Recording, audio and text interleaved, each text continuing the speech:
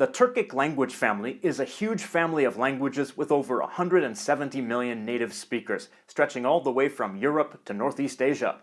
There are many different languages in this family, including Turkish, Azerbaijani or Azeri, Turkmen, Kazakh, Tatar, and Uyghur, among others.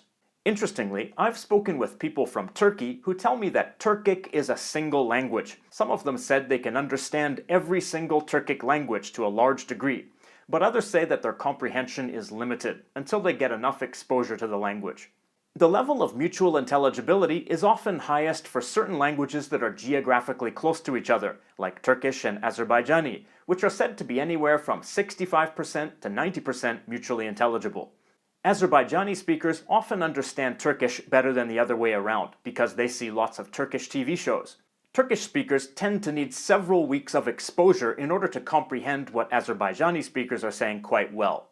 This may also depend on the region and dialect group. North Azerbaijani is spoken in Azerbaijan, and South Azerbaijani is spoken in some parts of Iran.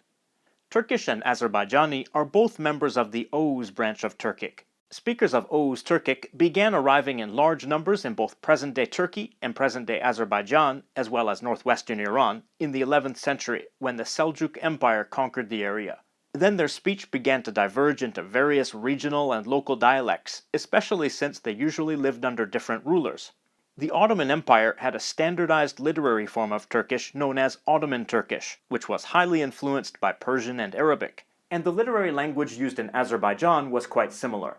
After the Ottoman Empire fell, Turkey removed much of the Persian and Arabic vocabulary from literary Turkish, creating a new standard form of Turkish that favored words of Turkic origin. This never happened in Azerbaijani, so it retains more of those words than Turkish does. So, whereas in Turkey the word for yes is Evet. a Turkic word, in Azerbaijani it's Bəli. at least that's the word used in formal speech. The word for teacher, in Turkish, Öğretmen. and in Azerbaijani. Müəllim. The word for school, in Turkish, Okul. and in Azerbaijani. Məktəb. The word for province, in Turkish, İl. and in Azerbaijani. Vilayət. The same loanword used to be used in the Ottoman Empire and in Turkey until 1960, but it's not used for the modern provinces. The word for doctor, in Turkish, Doktor. and in Azerbaijani. Həkim. Persian and Arabic words like these in Azerbaijani often sound old-fashioned and funny to Turkish speakers, but there are still a decent number of Arabic and Persian words in Turkish too. They weren't all successfully removed from the language. It's also worth noting that the Turkish language reforms replaced the Perso-Arabic script with the Latin script, which Turkish is still written in today. In Iran, South Azerbaijani, or Azeri as it's often called there, is still written in the Perso-Arabic script. Until its independence in 1991, Azerbaijan spent most of the 19th and 20th centuries under the control of the Russian Empire, then the Soviet Union, and in 1939 North Azerbaijani began to be written in the Cyrillic script. It now uses the Latin script, but there are Russian loanwords in the language. For example, the word for closet, in Turkish, Dolap. and in Azerbaijani. Şkaf. The word for pencil, in Turkish, Kalem. and in Azerbaijani. Karandaş. Interestingly, this word was borrowed from Russian, but Russian actually borrowed this word from a different Turkic language, not Azerbaijani, but a different one. So it's like Russian borrowed the word and then lent it back. Azerbaijani also has a cognate of the Turkish word, Qələm. but it means pen rather than pencil. There are also words of Russian origin used in administration and military. For example, the word for headquarters, in Turkish, Merkez. and in Azerbaijani. Ştab. The word for division, in Turkish, Bölük. and in Azerbaijani. Divizya. Loanwords aside, plenty of other common words are different as well. For instance, the word for probably, in Turkish, Galiba. and in Azerbaijani. Deyəsən. The word meaning supposedly, in Turkish, Sanki. and in Azerbaijani. Elə bil. And the list goes on. As is normally the case with closely related languages, there are numerous false friends in Turkish and Azerbaijani, words that look and sound similar but have different meanings. Yaz. Yaz. In Turkish, this means summer, and in Azerbaijani, it means spring. Çörek. Çörək. In Turkish, this means muffin, but in Azerbaijani, it means bread. Pul. Pul. In Turkish, this means postage stamp, but in Azerbaijani, it means money. Sümük. Sümük. In Turkish, this means snot, as in nasal mucus, while in Azerbaijani it means bone. Pislik. Pislik. In Turkish, this word means dirt. In Azerbaijani, it means harm or a harmful act. In some cases, cognate words may be difficult to recognize because of multiple differences in spelling and pronunciation. For example, the word meaning like that in Turkish Öyle. and in Azerbaijani. Ele. The word meaning sublime in Turkish Yüce. and in Azerbaijani. Uca. The word for grazing in Turkish Otlatma. and in Azerbaijani. Otarma. There are many little differences in pronunciation and orthography between the two languages. There are too many little differences to talk about all of them, but let's look at a few examples. Some of the words starting with the letter B in Turkish start with M in Azerbaijani. While the other personal pronouns are the same, the one meaning I is different. In Turkish Ben. and in Azerbaijani. Men. The word for thousands in Turkish Bin. and in Azerbaijani. Min. For some Turkish words that have the letter D or K in the middle, the D or K becomes doubled in Azerbaijani. Look at the following numbers for example. 7, 7. 7. 8, 8. 8. 9. 9. 9.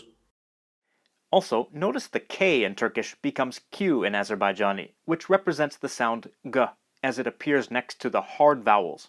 This is because the old unpalatalized K sound became voiced to G in Azerbaijani.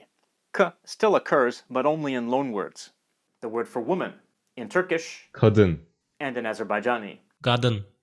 The word for far. Uzak. Uzak. Note that at the end of a word, Q is pronounced H. The letter Q is not used in Turkish. For some Turkish words that start with G, G is replaced with K in Azerbaijani. For example, the word for shirt Gömlek. Köynek. and the word for heart in the abstract sense of the word. Gönül. Gönül.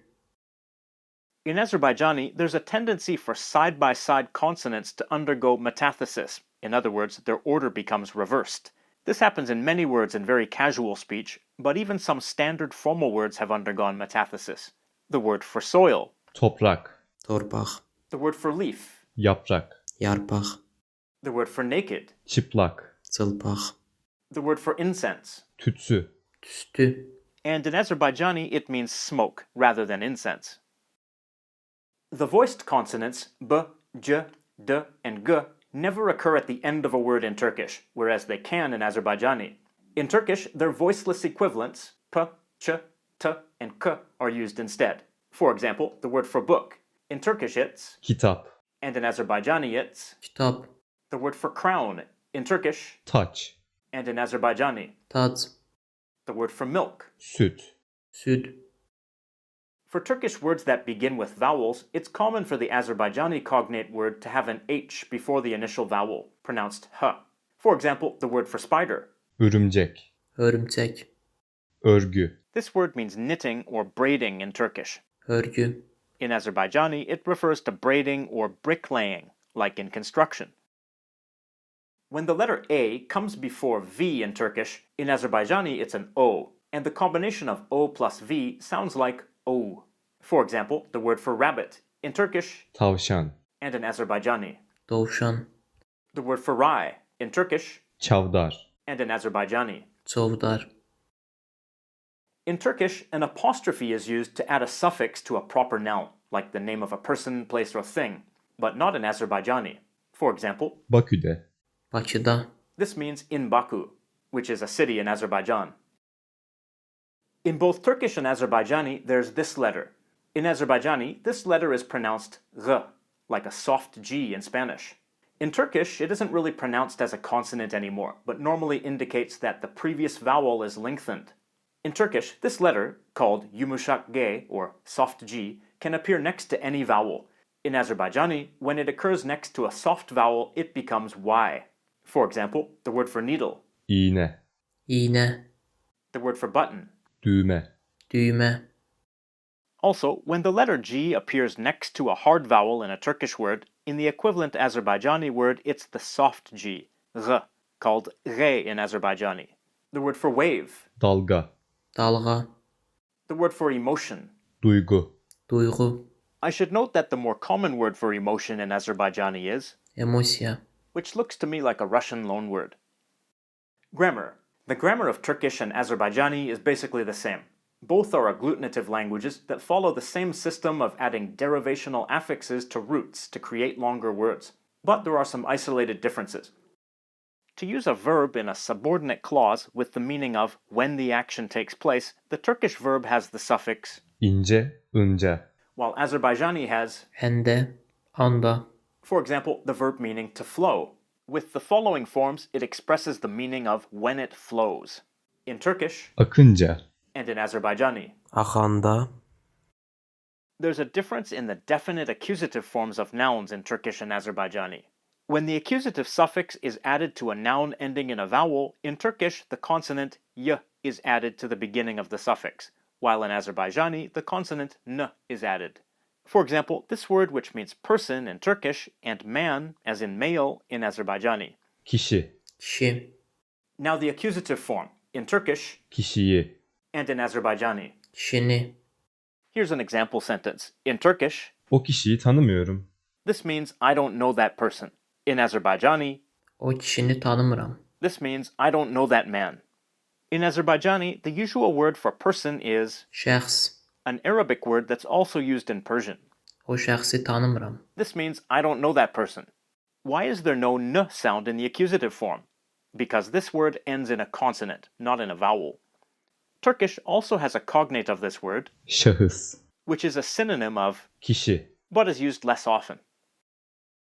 In Turkish, there's a present continuous suffix, ior, though the first vowel changes depending on the vowels in the verb root. We just saw this suffix in the previous sentence. This suffix is not used in Azerbaijani and might sound funny to Azerbaijani speakers. For example, this means he's coming in Turkish geliyor, and in Azerbaijani. Gəlir, As is typical in agglutinative languages, this one word is a whole sentence. This is the root meaning come. This is the present continuous. This is the general present suffix. And there's nothing after that, meaning there's no personal ending. So we know this is in the third person singular, he, she, or it. In Azerbaijani, there's a negative prefix, na, that comes from Persian, which is productive, meaning that new words can be produced using it. In Turkish, it's only used for a small number of pre-existing archaic words. For example, in both Turkish and Azerbaijani, this word means complete. tamam, tamam, In Turkish, the word for incomplete is, eksik, in Azerbaijani it's, natamam, eksik bir cümle, this means an incomplete sentence. In Azerbaijani, natamam cümlə, aside from the different word for incomplete, notice that the Turkish phrase has an extra word. In Azerbaijani, there's no indefinite article, but in Turkish, the word meaning one can be used as an indefinite article. In a noun phrase like this with an adjective, the word comes after the adjective if it's being used as an indefinite article. It would come before the adjective if it were being used as a number. Unlike in Turkish, in Azerbaijani, the question-forming suffixes are placed at the end of the sentence. For example, the sentence meaning, can you come over here? In Turkish it's, buraya gelebilir misiniz? word for word it's, here, come able, question you are. In Azerbaijani it's, bura gələ bilərsinizmi? word for word it's, here, come, able you are, question.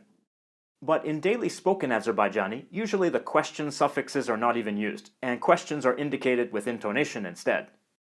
Also notice that in Turkish, Bilmek, meaning to be able to, is a suffix on the verb, but in Azerbaijani it's a separate word, and other elements are suffixed to it. As you can see, Turkish and Azerbaijani are closely related and very similar. The way they work is basically the same, but you also saw that there are lots of minor differences in pronunciation, spelling, and grammar that you would need to become familiar with in order to fully understand the other language.